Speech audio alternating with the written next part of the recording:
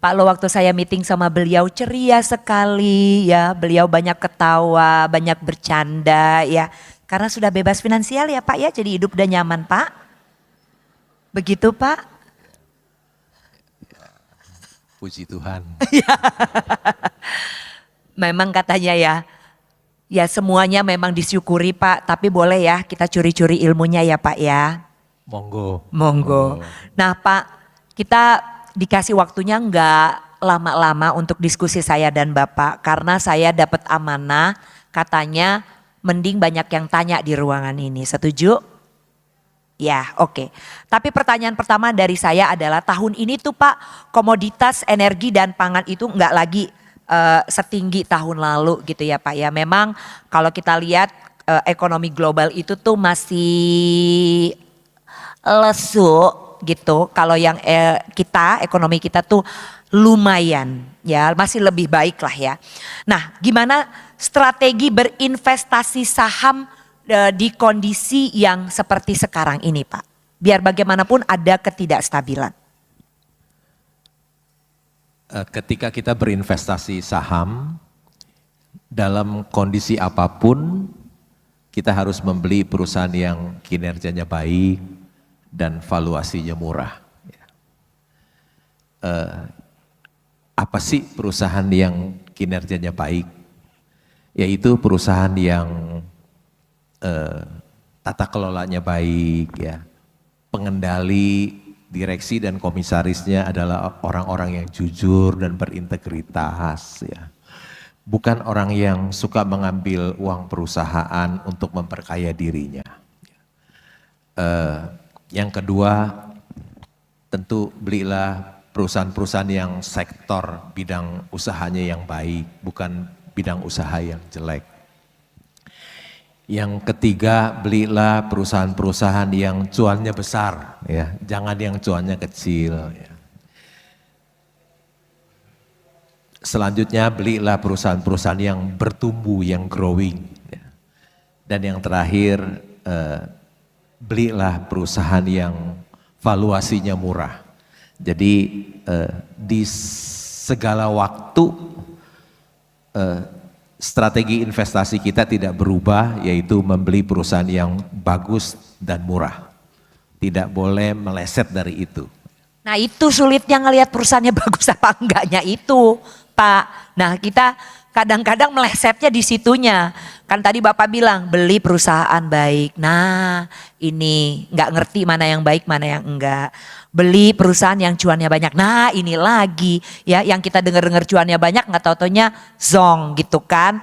Jadi nih Pak pertanyaannya Bapak tuh saya pernah mendengar bahwa Bapak katanya nggak pakai analisis teknikal gitu.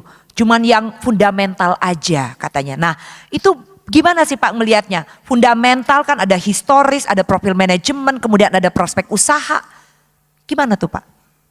Seperti yang tadi saya sudah sebutkan, ya yang paling pertama kan mengenai tata kelola, bahwa pengendali, direksi dan komisarisnya orang yang jujur dan berintegritas ya. Seperti bank, ketika kita memberikan kredit kepada calon debitur itu kan syaratnya ada 5C. Dan 5C yang pertama itu kan karakter. Jadi karakter itu segalanya. Semuanya saling melengkapi, sektor usaha yang bagus. Tentu kalau sektor usaha yang bagus, jadi cuannya bisa besar, labanya bisa besar. Kalau sektornya nggak bagus, tentu labanya nggak bisa besar. Perusahaannya juga udah besar, setiap tahun juga bertumbuh. Ya. Contohnya yang perusahaan yang labanya besar dan terus bertumbuh, yaitu perbankan. Bank itu kan labanya besar dan setiap tahun dia growing, bertumbuh. Dan ya itu. Kayaknya simple padahal enggak ya, Bapak Ibu ngerti lah maksudnya saya ya. Oke, tapi pernah enggak Bapak berinvestasi saham di yang baru notabene mungkin Ya pasti Anda pelajari dulu, pasti itu tentu saja. Tetapi selama apa Bapak mempelajari itu? Karena saya sudah 34 tahun jadi seorang investor saham, jadi hampir sudah tahu semua gitu. Perusahaan A seperti apa, perusahaan B dan C semuanya sudah tahu. Jadi cepat sekali ya, karena semua perusahaan publik itu sudah dipelajari selama 34 tahun oleh saya ya. Kan setiap hari saya bangun pagi-pagi jam 6 sampai jam 9 saya pasti baca koran, baca laporan keuangan, semua saya baca. Jadi pekerjaannya adalah reading and thinking dari jam 6 sampai jam 9. Setelah jam 9 sampai jam 4.15 itu bagian saya berinvestasi. Kalau ada perusahaan yang bagus dan murah saya mulai membeli. Atau perusahaan saya yang sudah naik banyak sekali saya melepasnya.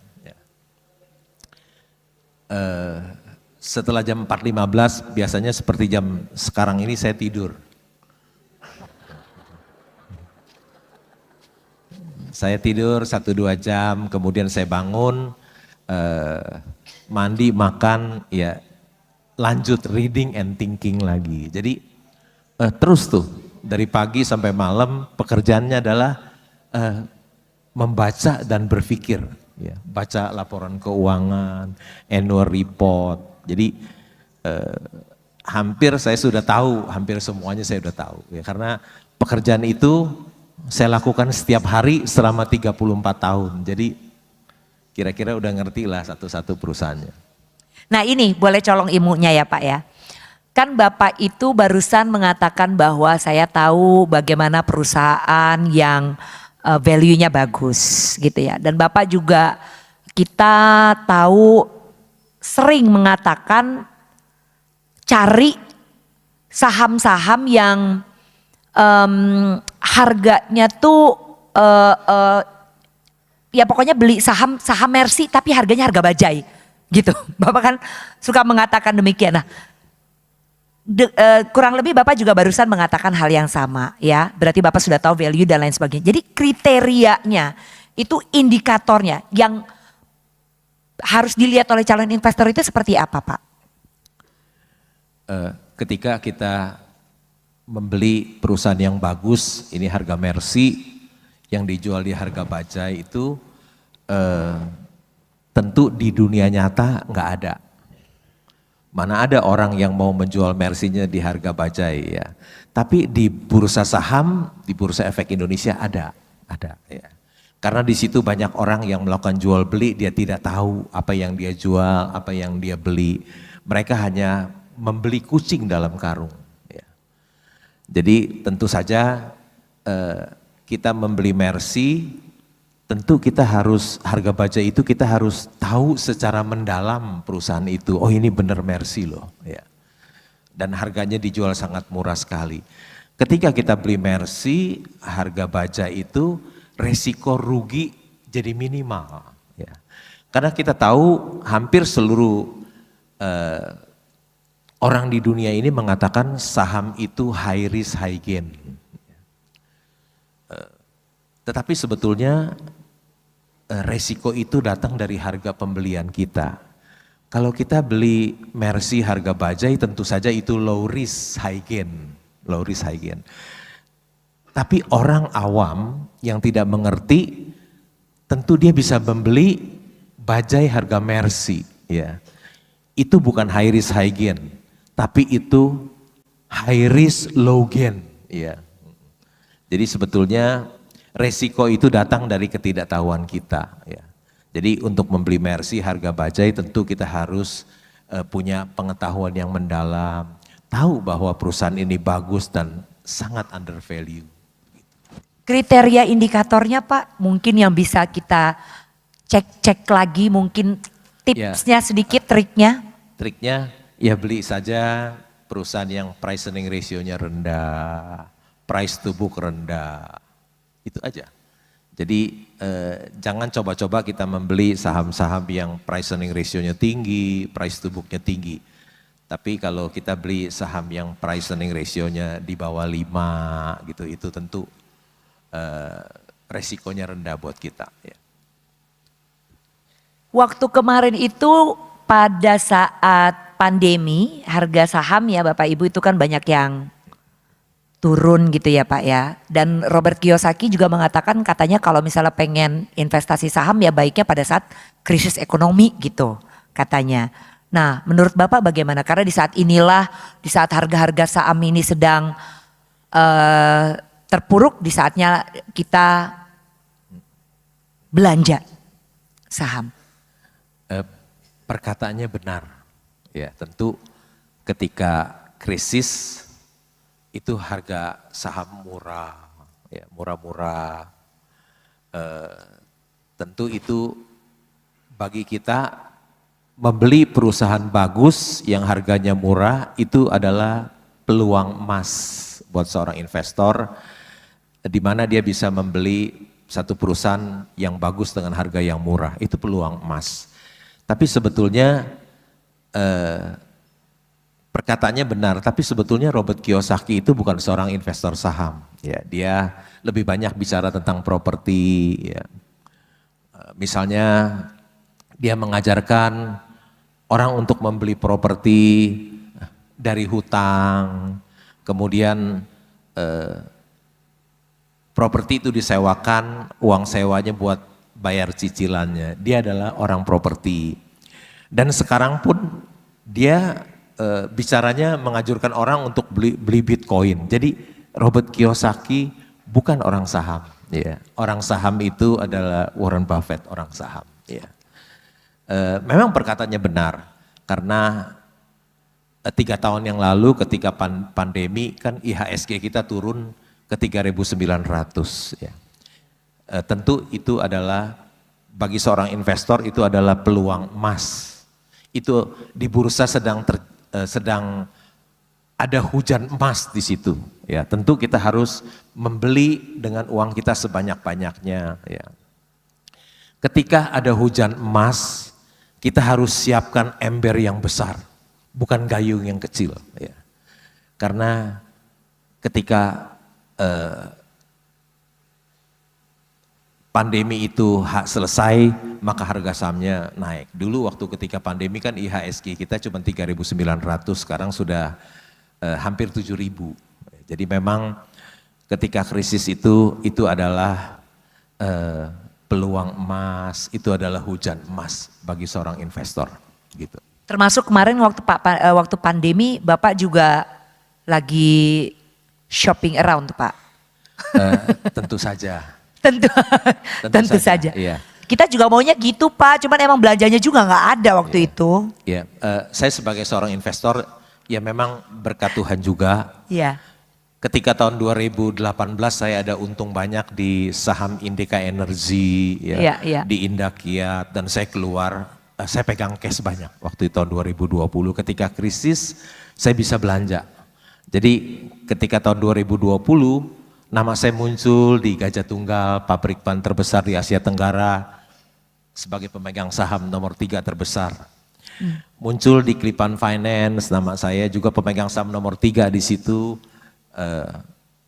Juga muncul di grupnya Penin sebagai pemegang saham nomor 2 di situ. Itu semuanya ketika COVID murah-murah, terus saya membelinya di situ. Jadi saya bukan sekedar ngomong, tapi disertai dengan tindakan itu ya. Ya. Nah kan Bapak itu sudah melewati berbagai krisis ya Pak, ada krisis tahun 98, ada krisis tahun 2008, ada 2013, ada kayaknya nih kita krisis panjang banget di 2020, 2023 gitu ya Pak ya. Ini dari katanya nih Pak ya, saya kan juga kurang paham. Dari semua krisis itu katanya ada benang merah gitu. Bener gak sih itu Pak? Katanya saya juga. Ya memang tahun 98 itu kita mengalami krisis yang sangat dalam. Ya. Bukan hanya krisis ekonomi, tapi juga krisis politik. Ya. sampai suku bunga naik sampai 60%, ya. Jadi ada kerusuhan. Jadi krisis itu sangat mendalam, sangat berat buat kita, ya. Tapi kita bersyukur bisa pulih dari tahun 98 dan saya masih tertolong. Nggak sampai habis uang saya ketika krisis itu. Kemudian tahun 2008 itu krisisnya bukan di kita, krisisnya di Amerika, ya, subprime mortgage, ya. Kita nggak krisis karena kita sudah mengalami tahun 98, jadi 2008 itu kita sudah ekonominya sudah kuat, sudah pernah menghadapi krisis. Tapi 2020 yang cukup berat karena krisis itu melanda bukan hanya negara kita tapi di seluruh dunia melanda, ya. Tapi tetap kita bisa survive, ya. Sekarang semuanya sudah baik kembali, ya. Dan Tuhan juga sudah menolong saya dan Bapak Ibu sekalian semuanya, ya. Nasabah-nasabah priority dari Bank Permata yang survive semuanya. Waktu pandemi memang kita melihat ya Bapak Ibu, enak banget tuh kalau melihat bahwa wah ini ada banyak saham yang harganya turun. Saya juga sebagai orang yang ya adalah kecil-kecil gitu kan ya main saham. Saya juga ada tuh ya belanja-belanja sedikit-sedikit ya harapan gitu kan. Tapi ya karena itu terlalu sedikit ya kayak kurang berasa ya Bapak Ibu. Nah cuman yang lucu adalah di sini ini kan sekarang udah lagi baik nih ya, banyak yang baik gitu ya Pak. Ini sektor apa nih Pak yang masih berpotensi kira-kira Pak gitu, maksudnya kan apakah terlambat gitu atau selalu saja ada kesempatannya, menurut Bapak bagaimana? Ketika krisis saham-saham murah itu banyak, tapi ketika sekarang ekonomi sudah pulih,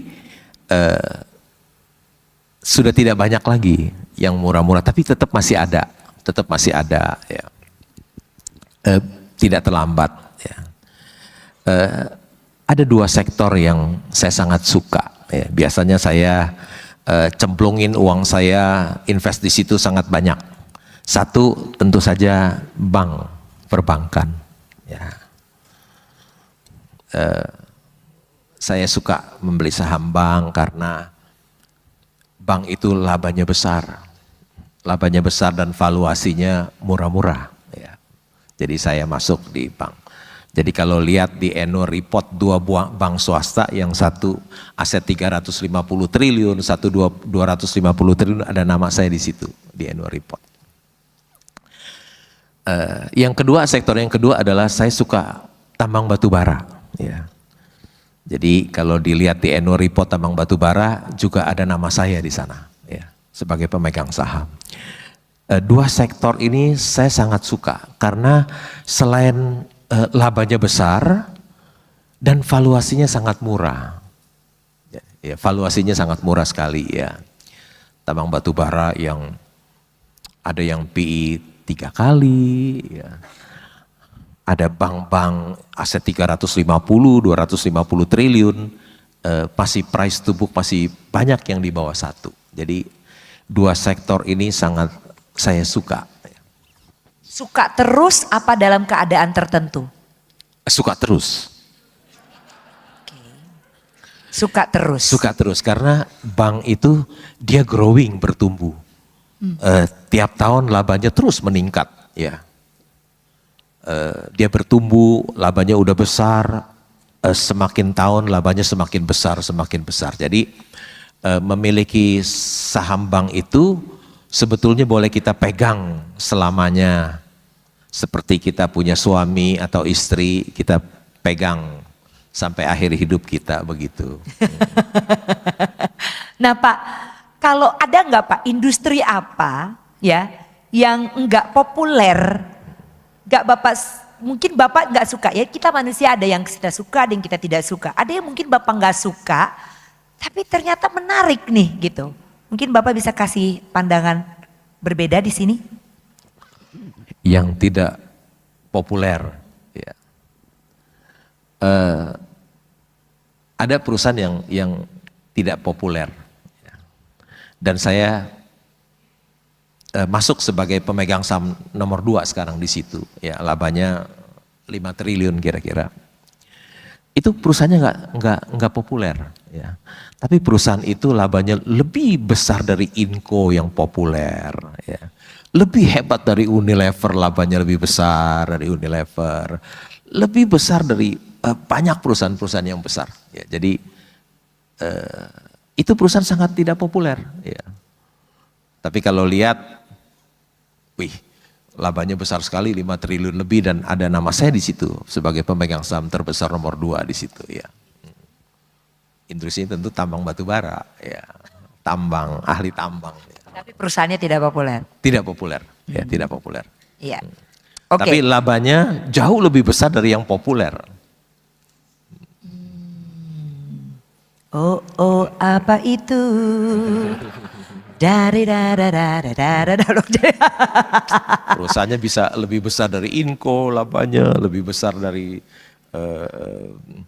Unilever dan lain-lain. Oh, banyak deh semua. Kalau 2 perusahaan itu aja labanya kalah, apalagi yang lain kan. Oh, gitu ya Pak ya. Oke. Oke, nah Pak, menarik bahwa Bapak itu seorang value investor dan Bapak sangat, ya ini adalah investasi yang Anda banyak menghabiskan waktu ya ini. Ya bisa dikatakan jadi akhirnya Bapak jadi full time saham, investor saham ya Pak ya, bisa dikatakan demikian. Iya. Nah, kalau ada teman-teman kita Pak di ruangan ini yang mau mengikuti jejak Bapak, ya, mau menjadi full time investor juga, apa yang perlu diperhatikan? Apa yang perlu dipersiapkan Pak? Yang perlu dipersiapkan nomor 1 uang.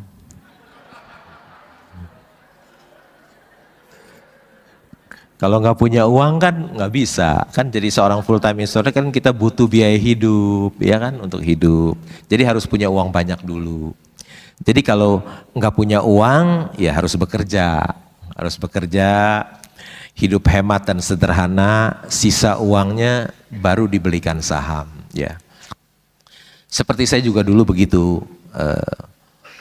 Saya bekerja di bank 17 tahun, ya, hidup hemat dan sederhana, ada sisa uangnya dibelikan saham. Tentu kalau mau jadi full time, dia harus punya uang yang banyak dulu. Karena kalau dia tidak punya uang banyak, nanti modal dia akan tergerus oleh biaya hidup. Habis, kemakan. Ya. Tentu yang kedua dia harus punya kemampuan, pengalaman, ya, jadi harus punya uang dan punya pengalaman, punya kapasitas seperti itu. Jadi kalau punya uang hanya sedikit, ya janganlah, lebih baik bekerja untuk biaya hidup, karena kalau uang sedikit jadi full time investor habis, tergerus oleh biaya hidup. Apalagi kalau orangnya boros, cepat habis uangnya. Jadi kriteria itu harus punya uang banyak dulu. Uang banyak, iya. Dan kemudian harus punya pengalaman. Iya. Ya it's safe to say bahwa full time investor itu ya harus diawali dengan kesadaran bahwa Anda sudah harus betul-betul ready secara finansial dulu. Jadi ini bisa dilakukan bertumbuhnya pada saat Anda bekerja dulu gitu ya, untuk bisa menjadi full time. Yes, nah waktu itu Bapak di usia berapa itu Pak mulai bermain saham? Saya mengenal saham sangat terlambat. Terlambat? Terlambat, iya. Saya mengenal saham ketika usia saya 30 tahun. Ya, sekarang kan usia saya 64, jadi saya baru tahu saham itu 34 tahun. Ya. Jadi mulainya telat, umur 30. Coba kita lihat Warren Buffett. Dia sudah membeli saham ketika usianya 11 tahun. 11 tahun. Kalau saya telat 30 tahun baru tahu saham itu apa. Kalau nggak telat sama kayaknya. Walaupun sekarang juga udah deket ya Pak. Semoga. Begitu Pak. Tapi tetap bisa ya Pak ya keberhasilan itu dicapai. Kunci, tadi kan di awal saya sempat mention mengenai bagaimana berinvestasi ini tuh musuh terbesarnya adalah diri sendiri.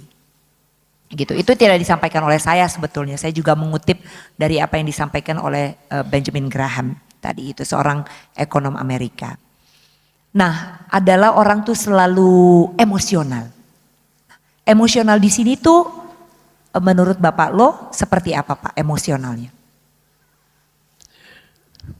Orang yang emosional itu biasanya dia tidak tahu apa yang dia beli.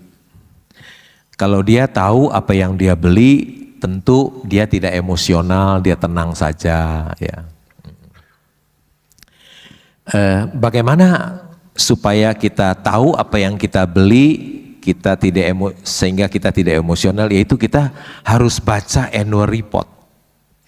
Baca annual report, di sana kita bisa tahu siapa direksi dan komisarisnya, bidang usahanya, terus seluruh keuangannya, laporan keuangannya kita lihat, berapa penjualannya, berapa labanya, berapa laba usahanya, berapa earning per share-nya. Kita bisa lihat modalnya berapa, hutangnya berapa, di kas ada berapa, bagaimana dengan piutangnya, inventorinya semuanya. Jadi kita dengan membaca laporan keuangan, kita tidak lagi beli kucing dalam karung. Kita tahu apa yang kita beli, sehingga kalau kita tahu apa yang kita beli membuat kita tidak emosional, tidak emosional. Begitu. Bapak pernah cut loss gitu Pak, misalnya pada saat harga saham sedang tertekan gitu, misalnya Bapak pernah lepas cut loss atau prinsip Bapak bertahan? Tergantung perusahaannya. Jadi kalau dia lagi tertekan, sahamnya turun, kita lihat kalau perusahaan ini bagus, perusahaannya bagus, tetap bagus, tentu kita akan bukan hanya jual, bukan hanya tahan, tapi kita beli lebih banyak. Kalau kita tahu ini perusahaannya bagus, harga sahamnya turun, tentu bukan saja kita tidak jual atau bertahan, tapi kita akan beli lebih banyak, ya. Karena saya kan membeli Mercy harga bajai, kalau dia turun lagi jadi sepeda kan sedih. Enggak, dorong semua lah, duit tambah lebih banyak. Ya, hitung-hitung kita berpikir positif aja, enak ya, saya nggak minta diskon dikasih diskon loh, beli lebih banyak begitu.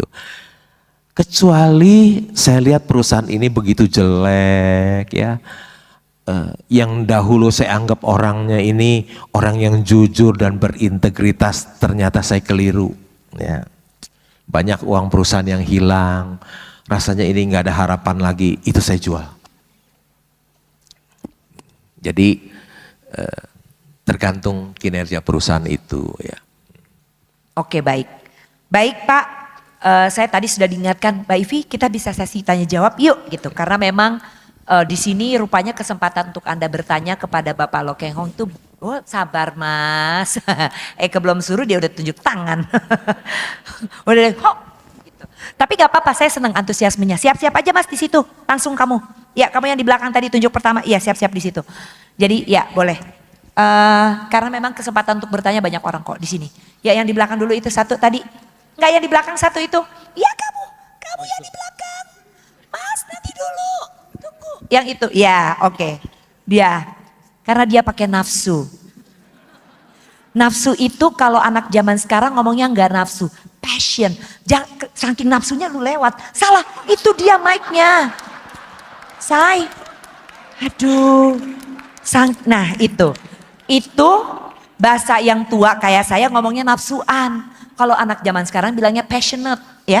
Oke, silakan. Baik, terima kasih. Nama saya Arif, saya dari Jakarta Selatan. Arif, AR. Yang ingin saya tanyakan kepada Bapak, tadi Bapak sempat bilang Bapak lama ikut bergabung di saham, join di saham. Nah, ketika Bapak join, langkah apa yang pertama Bapak pikirkan sehingga Bapak, oh ikutlah saham gitu. Kemudian resiko apa yang sudah Bapak pelajari selama mengikuti saham? Baik, terima kasih. Terima kasih Arif ya. Oke, silakan kembali. Langsung langkah. Iya. Oke, langkah apa kan katanya Bapak terlambat nih Pak di umur 30 baru join. Pertimbangan apa yang Bapak lakukan waktu itu untuk oke, sekarang saya main saham nih. Gitu. Itu yang pertama ya. Nah, yang ya itu dijawab dulu Pak, nanti yang keduanya kan Bapak soalnya request ke saya waktu kita meeting satu-satu ya. Oke. Iya. Itu dulu. Itu dulu, oke. Saya tuh mengenal saham sangat terlambat ketika usia saya 30 tahun. Ya. Saya masih bekerja di bank. Kenapa saya membeli saham? Karena satu, teman-teman saya di bank itu pada beli saham. Jadi saya ikut-ikutan beli gitu ya. Terus Berarti saya beda lihat, sama prinsip Bapak yang tadi dong. Beli dengan tahu gitu kan. Tadi kan Bapak ngomong begitu. Yang awal-awal nggak gitu ya Pak? enggak dong, kan nggak tahu apa-apa dulu, cuman ikut-ikutan. Pertama kali kan ikut-ikutan teman, beli ya beli kucing dalam karung. Kan orang baru nggak ngerti apa-apa, jadi ikut-ikutan teman. Cuman saya suka lihat di koran, ini perusahaan ini go public 7.000, sekarang saya lihat harga sahamnya 30.000. Wih, menarik sekali ya, ada keuntungan yang sangat besar. Ketika saya dikerja di bank kan dulu bunga deposito paling setahun 10% ya dulu ya. 34 tahun yang lalu. Jadi membeli saham itu menarik karena keuntungannya besar sekali, ada capital gain yang sangat besar ya. Dari situ saya mulai mempelajari ya. Terus juga ikut-ikutan teman pada beli di bank ya. Keterusan sampai sekarang 34 tahun. Bukan keterusan, keenakan ya. Jadi ini menjawab pertanyaan yang kedua, langkah apa kemudian berikutnya Bapak pada saat mulai apa? Belajar. Gitu. Jadi gak ikut-ikutan teman terus Mas ya. Jadi kamu jangan bablas tadi sampai sini lagi. Ya, oke. Udah tahu tuh, tuh belajar. Oh, Mike di sini, Mike di situ, gitu ya, Mas ya. Jadi pertama ikut-ikutannya nggak apa-apa, tapi kemudian begitu mulai ya harus belajar. Ya, ada orang yang belajar dulu terus mulai, ada orang yang mulai terus belajar. Ya nggak apa-apa, yang penting ada belajarnya. Gitu. Oke, berikutnya. Yang tadi ya. Nah, oke boleh yang itu. Nanti Bapak ya, ya itu dulu. Yes. Tunggu sebentar banyak. Tenang, yes. Sabar. Thank you untuk kesempatannya. Saya Desimon, saya member Hungry Stock juga Pak. Namanya siapa Mas? Desimon. Desimon, Ya. oke. Sorry agak gaung Mas di sini, sorry. Oke. Saya juga udah baca buku Pak Lu dan belajar banyak dari situ.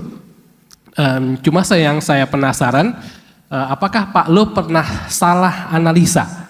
Atau mungkin ada semacam salah kegagalan? Karena saya percaya bahwa kita perlu belajar dari kisah sukses supaya kita bisa mengikuti untuk jadi sukses.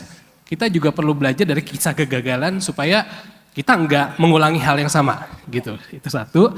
Terus kedua, tadi Pak Lo bilang bahwa saya keliru gitu.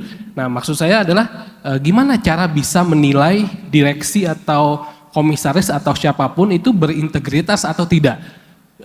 Uang perusahaannya misalkan diambil, nah itu cara menilainya gimana, cara ngeceknya gimana, karena kan di annual report saya pikir nggak kelihatan seperti itu Pak.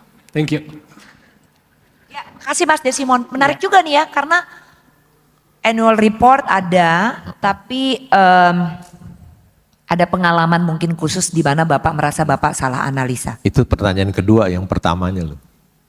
Iya. Pertanyaan pertamanya tadi kalau nggak salah, apakah ada yang pengalaman saya salah di dalam membeli saham? Ya, Oh, iya. pertanyaan gitu ya. Ya. Ya.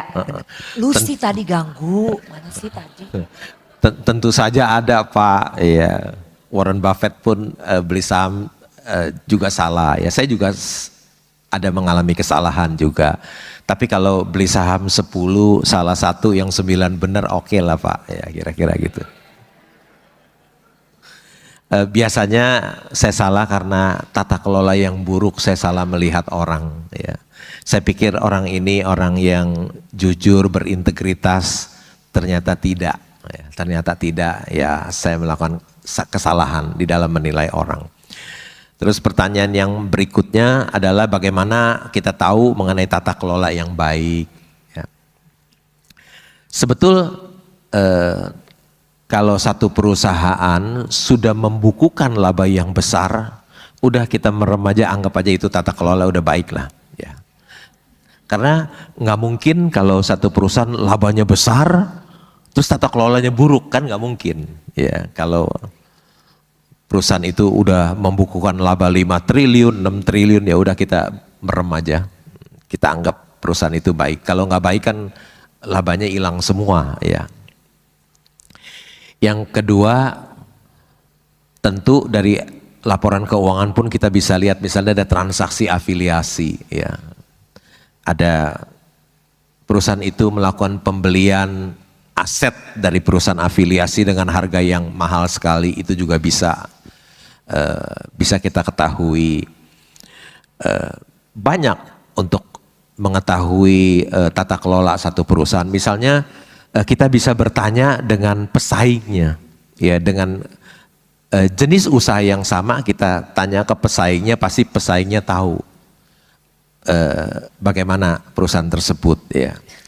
Atau kita juga bisa bertanya kepada suppliernya, suppliernya pun tahu perusahaan ini pembayarannya kepada dia bagaimana, karyawannya sendiri pun tahu, ya. Atau jurnalis pun tahu, ya. Biasanya jurnalis juga tahu, suka menulis tentang seseorang. Jadi banyak sumber kita bisa mengetahui si pemilik perusahaan itu seperti apa, begitu. Baik, sudah menjawab ya. Sekarang dari sisi sini dulu, dari sisi di sini dulu. Boleh yang perempuan itu di tengah-tengah. Yes, betul.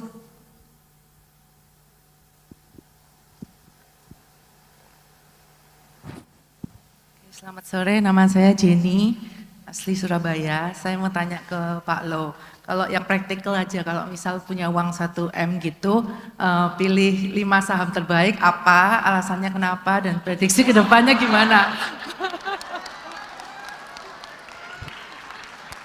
Punya budget 1 M. Ya, misalnya. Ya, misal 1 M. Terus sahamnya yang mau investasi saham yang terbaik apa gitu? Ya pilih 5 lah mungkin. Hah? 3 sampai 5. 5? 3 sampai 5 saham. 3 sampai 5. 3 sampai 5 saham yang oke buat investasi gitu. Depannya ya. Oke? Oke, straight to the point. Demen saya sama yang kayak begini. Langsung aja. Saya demen. Karena kan katanya perempuan itu suka dituduh menjadi makhluk yang katanya suka belak, gak nyampe tujuan. Ini langsung ke tujuannya. Terima kasih Ci, luar biasa. Oke, boleh duduk ya. Oke. Benar Pak,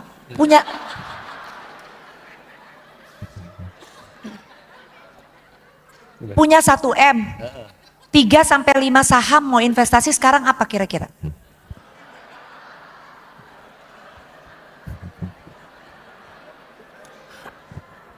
Nanti kalau saya sebut sahamnya melonjak gimana? Iya.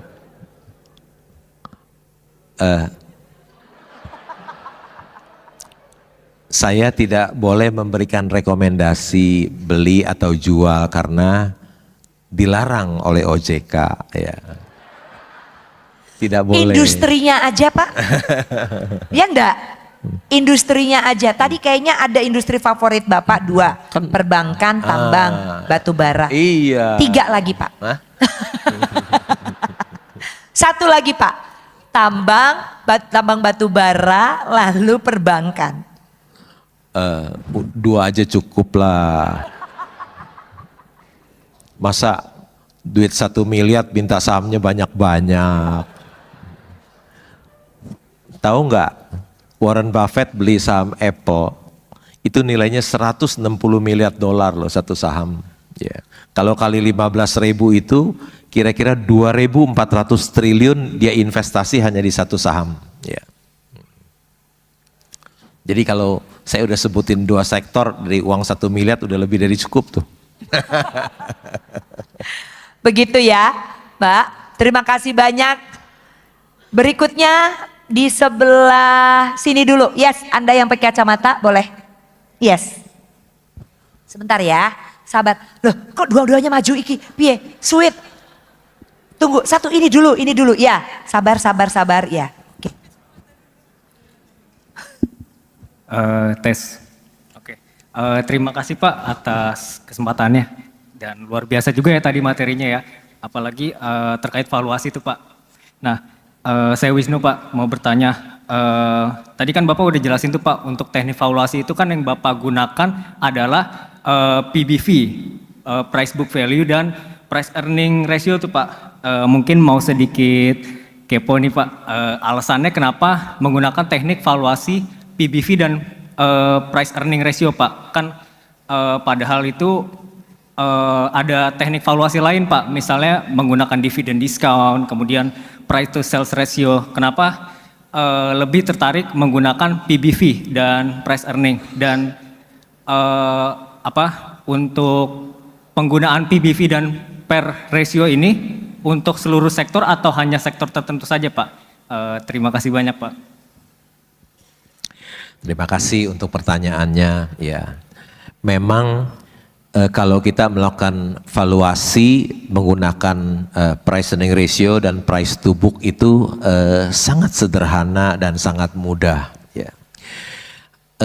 Untuk seorang lulusan SD saja dia sudah bisa menjadi seorang investor saham yang hebat, ya, karena valuasinya hanya menggunakan price to book dan price earning ratio, ya, sangat sederhana. Tidak memakai discounted cash flow, tidak memakai EV/EBITDA, ya, itu sangat sederhana sekali. Sebetulnya semua orang bisa menjadi seorang investor saham yang hebat.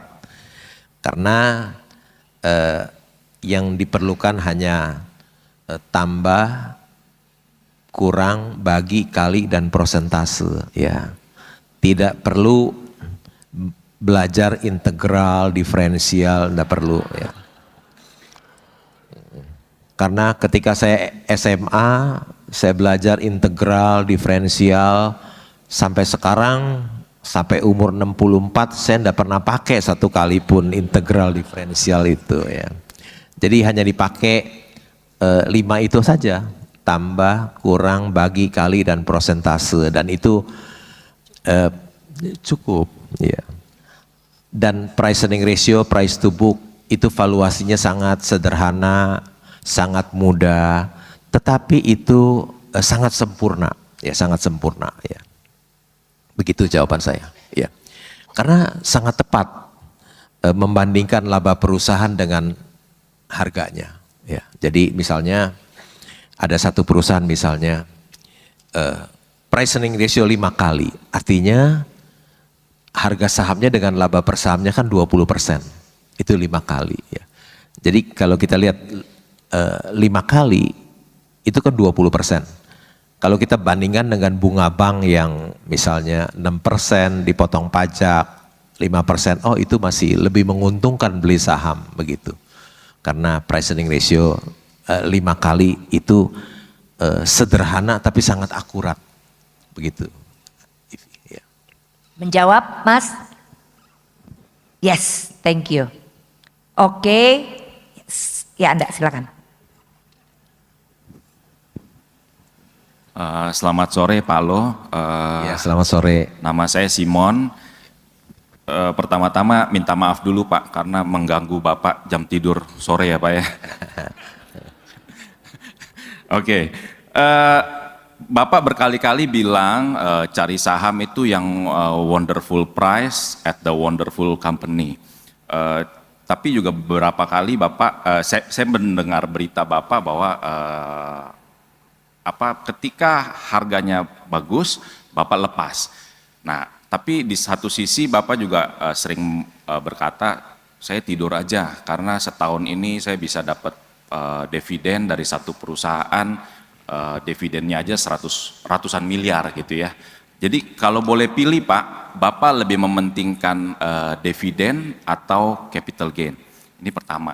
Terus kedua, 3 bulan, mungkin 2-3 bulan lalu saya ketemu Bapak di satu pernikahan, kita ngobrol sebentar, pas pulang saya agak kaget, karena mobil Bapak, ya mohon maaf ya, lebih murah dari mobil saya. Sampai dalam hati saya berpikir, Bapak ya di berita-berita diberitakan punya uang atau aset berupa saham itu triliunan, tapi hidup begitu sederhana. Terima kasih Pak.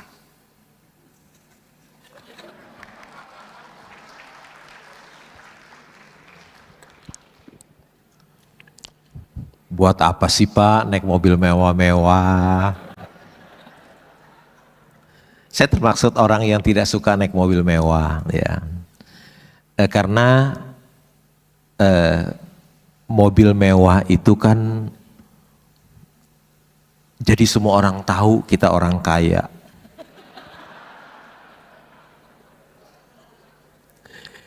Bikin orang lain iri.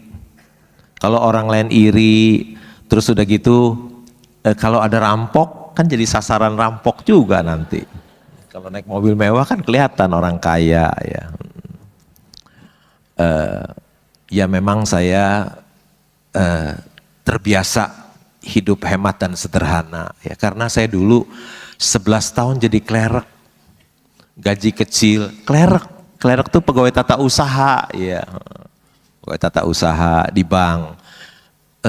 Bukannya 1 tahun lo jadi klerek, 11 tahun ya, tapi masih bisa gaji UMR, masih bisa hidup hemat sederhana, masih ada sisa uang.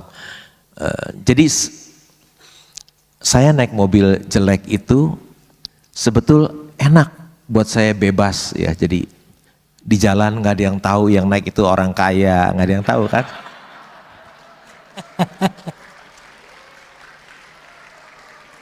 Hidup lebih bebas ya. Tadi pertanyaan pertamanya apa ya, saya lupa. Pertanyaan pertamanya tadi apa ya tadi? Pertanyaan bagus nih. Lebih pilih dividen atau capital gain? Ketika saya membeli satu perusahaan, mau pilih dividen approach atau mau capital gain approach ya. Saya termasuk orang yang capital gain approach, pendekatan capital gain. Contohnya, saya pernah jadi pemegang saham terbesar nomor 2 di Panin loh. Nggak ada yang tahu kan? Taunya Pak Mukmin aja nomor 2, siapa nggak ada yang tahu saya pemegang saham terbesar nomor 2 di Panin. Panin pernah bagi dividen nggak? Enggak. Berpuluh-puluh tahun nggak bagi dividen, tapi saya beli. Kenapa? Karena valuasinya sangat murah sekali. Ya, valuasinya sangat murah sekali.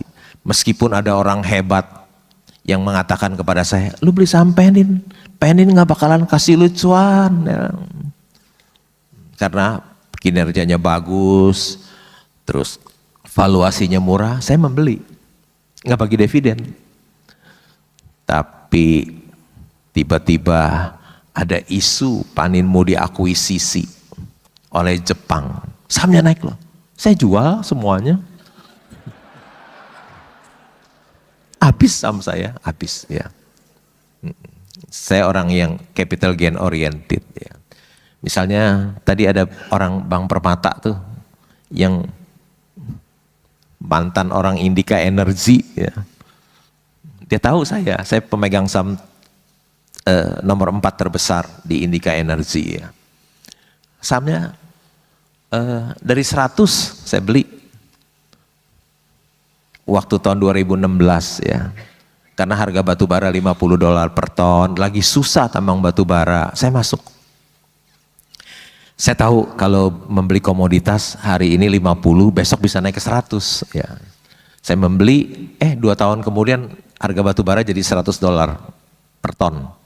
Harga sahamnya dari 100 jadi 4.000 dan saya keluar ya. Saya mendapatkan keuntungan yang besar di Indika Energy dan tadi Pak siapa itu, orang human capital dari Bank Permata, dulunya human capital di Indika Energy. Jadi saya adalah orang yang lebih pendekatan dari capital gain daripada dividen. Tapi saya juga senang terima dividen ya. Ada satu tambang batu bara belum lama kasih saya dividen 45 miliar, lumayan. Nggak dipotong pajak lagi. Dividen kan nggak dipotong pajak ya. Jadi capital gain oriented, tapi kalau dikasih dividen saya terima juga ya. Terima juga. Oke, saya tadi mau nanya dulu, tapi tunggu sebentar karena Ibu Melisa, Direktur Utama dari Permata Bank juga ingin bertanya kepada Bapak Loh Keng Hong. Wow, menarik sekali. Kita berikan tepuk tangan untuk Ibu Melisa yang mau bertanya. Wah, Ibu deg-degan nih. Selamat sore Pak. Selamat Boleh ya sore. Pak bertanya? Ya. Ya, mungkin pertanyaan saya berhubungan dengan pertanyaan yang terakhir. Jadi Bapak tadi sudah menjawab bahwa Bapak lebih tertarik saham yang memberikan capital gain dibandingkan dengan dividen. Dan saya kemudian juga menghubungkan dengan tadi Bapak menyampaikan Bapak suka sektor perbankan ya Pak. Dan mungkin Bapak juga bisa memberikan edukasi juga nih kepada semua nasabah Bank Permata, apa hubungannya antara dividen, capital dengan saham perbankan. Itu satu Pak yang mungkin saya minta tolong untuk diedukasikan. Kemudian yang kedua, bagaimana menurut Bapak mengenai saham-saham digital bank Pak, digital only banks, valuationnya, terus kemudian Bapak apa yang Bapak harapkan dari saham-saham dari digital bank dibandingkan dengan saham dari bank-bank yang konvensional. Mungkin itu aja Pak pertanyaannya. Bu, mohon maaf, pertanyaan pertamanya apa Bu? Tadi lupa. Itu bukan pertanyaan Pak yang pertama. iya, tolong diedukasi bukan pertanyaan. Edukasi mengenai dividen, capital gain dan hubungannya dengan saham perbankan Pak. Iya. Gitu. Silakan Pak. Ya. Ibu Melisa, terima kasih untuk pertanyaannya. Saya juga lupa tadi. Berterima kasih kepada Ibu Melisa Rusli, kepada Ibu Jumairia Tentrem ya, yang sudah mengundang saya. Tentu saja ini satu kehormatan bagi saya bisa berbagi kepada nasabah-nasabah priority dari Bank Permata. Ya. Ibu Melisa tanya saya mengenai bank digital. Ya. Saya nggak punya Bu saham bank digital. Kenapa saya tidak membeli bank digital? Karena asetnya kecil Bu, hanya kira-kira 20 triliun ya. Sedangkan seperti Bank Permata kan perusahaan besar, asetnya 250 triliun. Tentu saya yang pernah bekerja di bank 17 tahun sangat tidak mudah untuk mengembangkan bank aset 20 triliun jadi 250 triliun itu sangat tidak mudah ya, sangat tidak mudah. Apalagi sekarang lebih sulit lagi ya.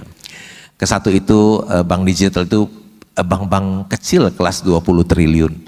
Yang kedua valuasinya mahal-mahal selangit. Tentu saya tidak akan bisa membeli ya. Jadi kalau saya biasa membeli Mercy harga bajai, itu bajai harga Mercy. Jadi saya tidak membeli Bu ya.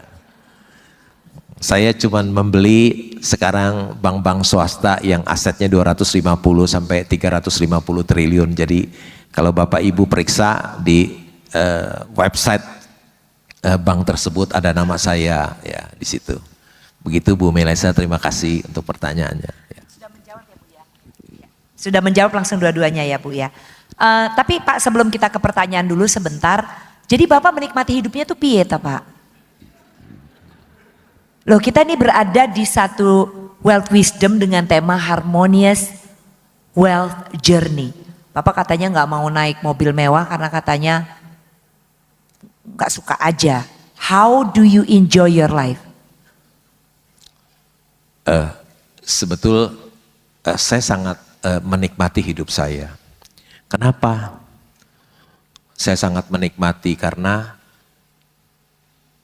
duit banyak, kerjaan nggak ada, enjoy bener saya. Ibu Melisa, Ibu Mariam itu orang super sibuk. Kalau saya kan hidupnya nikmat sekali. Kerjaan nggak ada, duit banyak, nikmat itu. Makanya tadi kata Mas Firmon, sorry ganggu waktu tidur sorenya ya. Karena jam-jam segini biasanya Bapak bobo ya Pak ya.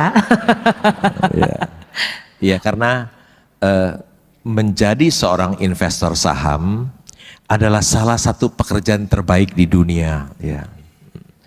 Kalau orang lain mendapatkan uang harus bekerja keras, bekerja cerdas.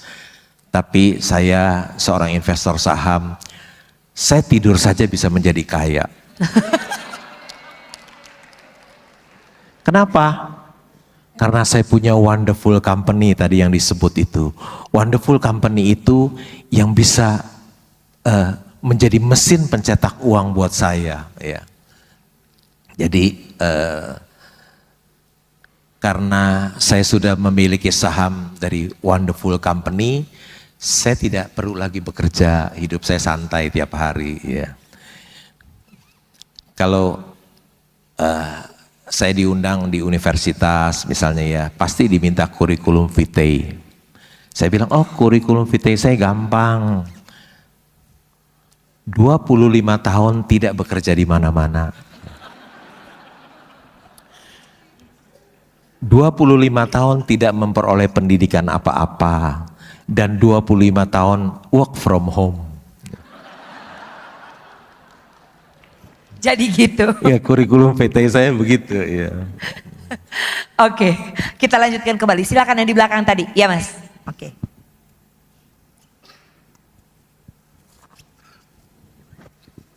Selamat sore Pak Lo, Ya, saya selamat sore. Rio. Saya mau mulai dengan quote-nya dari Warren Buffett, karena saya tahu Pak Lo suka Warren Buffett gitu ya. Warren Buffett pernah bilang, no matter how great the talent or effort, something just take times. Ya, you can produce a baby in 1 month by getting 9 women pregnant. Jadi sometimes ya semua tuh ada proses pembelajaran gitu ya Pak Lo. Nah pertanyaan saya, di dunia investasi menurut pengalaman Pak Lo, perbedaan apa yang Pak Lo rasakan misalnya sekarang dibandingkan misalnya 20 tahun lalu? Apa wisdom yang Bapak rasakan ya sangat berbeda gitu dulu dan sekarang? Karena saya rasakan mungkin sekarang zamannya serba instan gitu ya, banyak orang yang pengen menjadi Lo Keng Hong dengan ikut kelas seminggu 2 minggu gitu, tapi mungkin kan nggak bisa seinstan itu gitu. Jadi apa yang Bapak rasakan atau Bapak bisa share gitu? Terima kasih. Terima kasih untuk pertanyaannya. Memang ketika kita membeli perusahaan yang bagus, harganya murah, kita menunggu harga yang murah ini kembali ke harga wajarnya. Tadi dikatakan it takes time, perlu waktu untuk menunggu ya. Perlu kesabaran dari kita untuk menunggu ya. Perlu kesabaran. Karena sabar itu ilmu tingkat tinggi ya. Belajarnya setiap hari. Ujiannya mendadak ya. Seringkali mendadak, tetapi investor saham yang lulus dia akan memperoleh cuan yang besar ya. Sabar juga sangat penting dalam kehidupan kita sehari-hari ya. Orang yang dapat sabar menahan amarah, dia akan terhindar dari banyaknya penyesalan ya. Jadi sabar itu sangat penting ya. Bursa saham adalah perangkat untuk memindahkan uang orang tidak sabar kepada orang yang sabar. Ya, bursa saham adalah perangkat untuk memindahkan uang orang tidak sabar kepada orang yang sabar.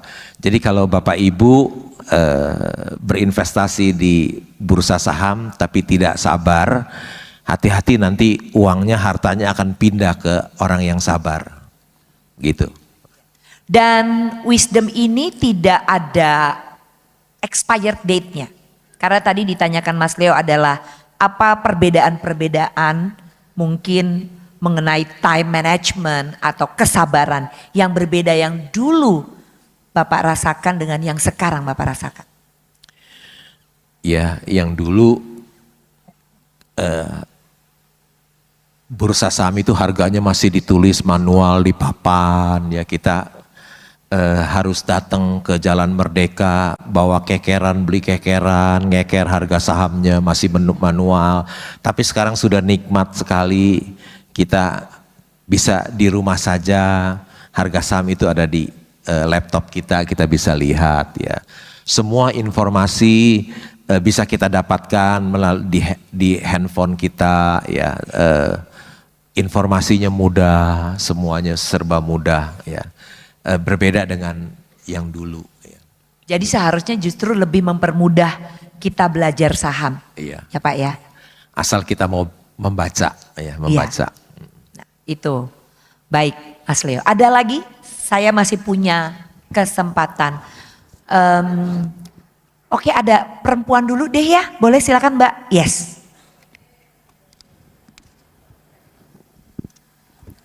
Selamat sore, nama saya Emma dari Bank Permata. Semua buku Bapak udah saya baca, kecuali yang terakhir yang sampulnya coklat, tulisannya Lo Keng Hong. Saya mau nanya, kan sekarang kita mau masuk tahun politik, mau Pilpres 2024. Terus pasti ada sentimen positif negatif. Kalau Bapak itu beli saham atau menganalisis saham itu mempertimbangkan faktor makroekonomi atau hanya mikroekonomi melihat saham itu saja? Itu yang pertama. Yang kedua, saya tuh investor pemula. Saran apa sih yang Pak Lo Keng Hong bisa berikan ke saya? Sama Bapak investasi di saham US atau enggak? Terima kasih. Amerika, saham Amerika. Lupa ada pertanyaannya. Tadi pertanyaannya apa ya? Enggak lupa. Pertanyaan tadi pertama apa ya? Lupa Pertama, apakah Bapak menganalisis saham melihat makroekonomi? Oh iya, ingat ya. Sebentar lagi mau Pilpres. Saya juga jadi ketularan Bapak deh tuh. Ya, ingat. Karena pas waktu meeting sama Bapak ini udah diwanti-wanti banget, pokoknya atu-atu Mbak, nanti saya lupa katanya. Banyak yang mesti Bapak ingat soalnya dalam hidup ini ya Pak. Apakah saya membeli saham itu dikaitkan dengan faktor politik, Ya. ekonomi, sosial dan lain? Makro. Tidak. Ya. Saya ketika membeli saham satu perusahaan, yang saya lihat hanya kinerja perusahaan itu saja. Ya. Jadi hanya yang mikro saja, kinerja perusahaan itu saja. Sama sekali tidak dikaitkan dengan pemilu, dengan ekonomi, sosial dan politik, semuanya diabaikan ya. Jadi betul-betul melihat kinerja dan valuasi perusahaan. Jadi kalau ada perusahaan yang bagus, murah, udah saya beli aja ya. Jadi faktor-faktor ekonomi, sosial, politik dan pemilu itu semuanya diabaikan oleh saya. Jadi betul-betul saya hanya lihat kinerja dan valuasi perusahaan itu. Kalau murah, bagus dan murah pasti saya beli. Nah itu apakah menjadi saran untuk Emma sebagai investor pemula? Tentu tidak. Seorang investor pemula harus sebelum membeli sebuah perusahaan harus baca annual report, ya, harus baca laporan keuangan. Tidak boleh kita membeli kucing dalam karung, ya. Tidak boleh kita hanya dengar dari teman, dari analis, dari pialang sekuritas kita, dari siapapun, apalagi dari influencer tukang pom-pom ya. Biasanya mereka pom-pom saham yang valuasinya mahal dan kinerjanya jelek ya. Jadi kita harus sebelum membeli saham satu perusahaan kita harus baca annual reportnya, baca laporan keuangan perusahaan tersebut. kunci keberhasilan dari seorang investor saham adalah membaca laporan keuangan. Ya. Kunci keberhasilan dari seorang investor saham adalah membaca laporan keuangan. Tidak ada cara lain, tidak ada cara lain. Gitu. Punya saham Amerika, Pak? Enggak punya. Ya, saya hanya berinvestasi di Indonesia saja, di Bursa Efek Indonesia saja. Saya sama sekali tidak mau berinvestasi di luar Indonesia.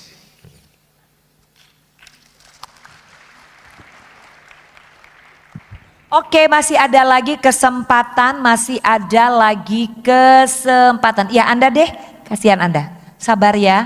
Ini yang di belakang-belakang nggak nanya nih. Jadi tadi, oke silakan Mas. Yes.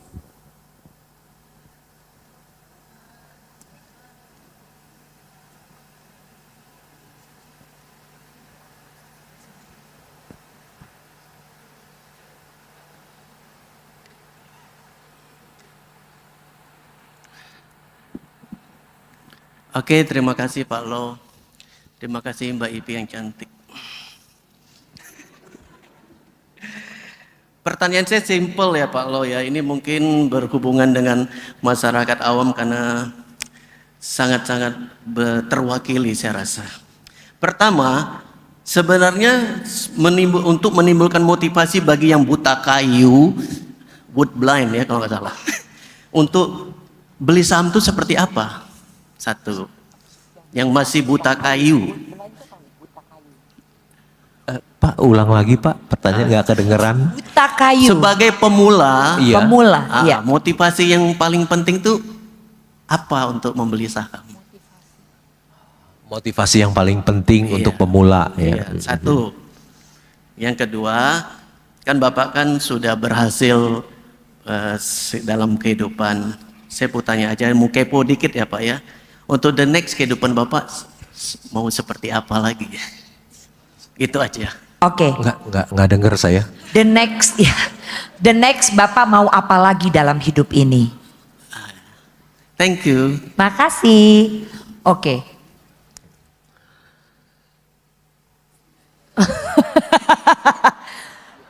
Ya, sebagai seorang pemula, apa yang harus menjadi motivasi untuk supaya tertarik? Mungkin gini intinya, belum tertarik nih beliau ini terhadap investasi saham. Yeah. Serunya investasi saham gitu kali bahasa simpelnya ya Mas. Ya, serunya investasi saham sehingga mungkin kita harus coba. Kalau Anda bisa gambarkan Pak Lo dalam beberapa kata, silahkan. Menjadi seorang investor saham itu bukan hanya bisa menjadi orang yang kaya, tapi menjadi seorang investor saham itu bisa menjadi orang terkaya di dunia. Ya. Warren Buffett dia hanya berinvestasi di saham, dia pernah menjadi orang terkaya di dunia. Ya. Uangnya Warren Buffett saat ini ada 118 miliar dolar. Ya. Hanya dari berinvestasi di saham. Mungkin itu bisa menjadi motivasi buat kita ya.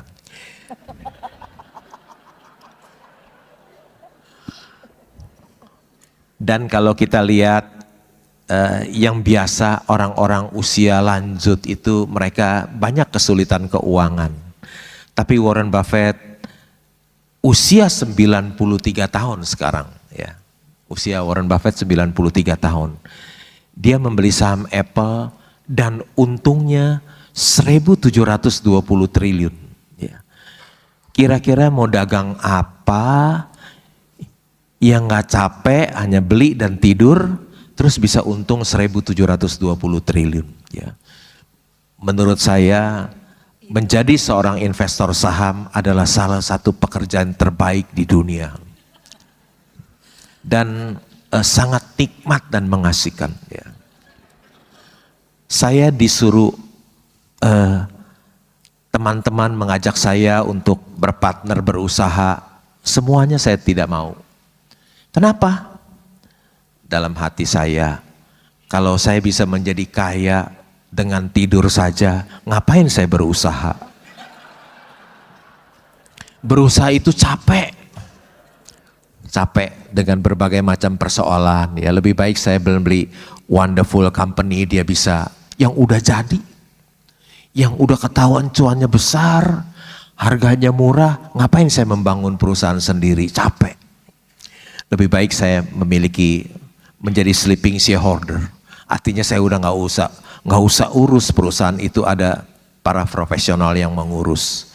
Demikian Pak, menjadi seorang investor saham itu begitu nikmat dan mengasihkan loh Pak. Itu motivasi dari saya. Ya. Kalau masih belum tertarik juga bingung kan? Mau nggak jadi orang terkaya di dunia? Udah simpel jawabannya. Ya, oke Pak. Berikutnya, Bapak habis ini mau ngapain lagi katanya? Ya, berbagilah seperti sekarang. Ya, banyak orang yang sukses berinvestasi saham tidak mau berbagi. Tapi saya mau berbagi kepada masyarakat Indonesia dari Aceh sampai ke Papua, ya, agar masyarakat kita pun bisa menjadi investor saham dan menjadi sejahtera. Ya, mungkin itu yang akan saya lakukan. Ya, sebetulnya saya termasuk orang yang langka. Kenapa? Coba lihat orang investor saham yang berhasil, ada nggak yang mau berbagi? Nggak ada yang mau berbagi. Kira-kira itu yang masih harus saya lakukan, yaitu berbagi supaya masyarakat kita menjadi investor saham yang hebat dan masyarakat kita bisa menjadi sejahtera, begitu.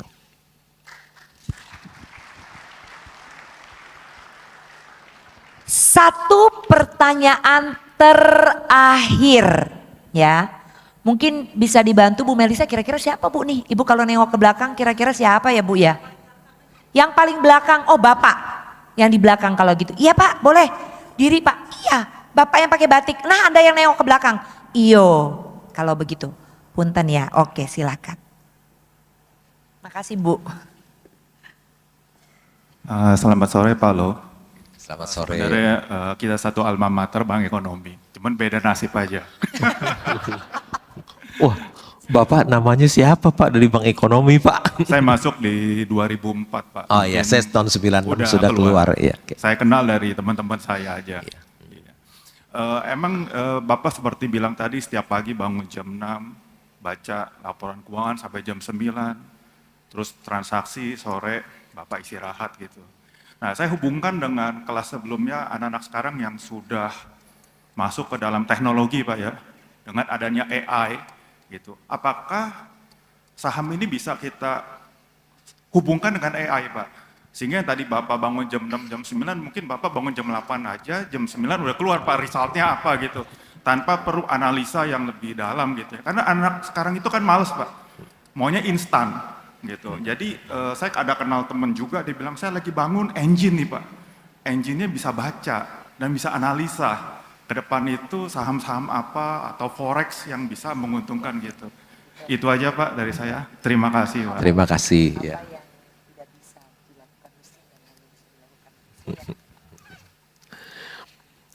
Kebetulan Bapak tanya kepada saya orang yang gaptek. Jadi saya semuanya serba manual ya.